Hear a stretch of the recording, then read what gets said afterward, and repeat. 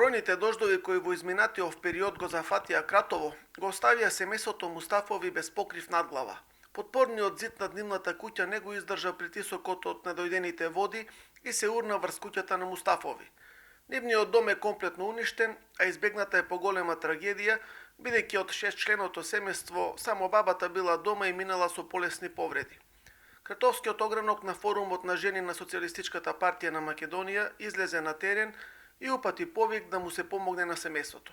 Упатуваме апел до сите хумани граѓани и организации и институции да им помогнат повторно да изградат нов дом за ова семејство.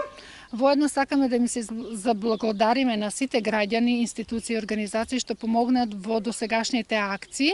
Домот на Мустафови веднаш по несреќата го посети градоначалникот Мите Андоновски. На негов предлог Советот на општина Кратово донесе одлука на семејството Мустафови да им додели парична помош во висина од 30.000 денари.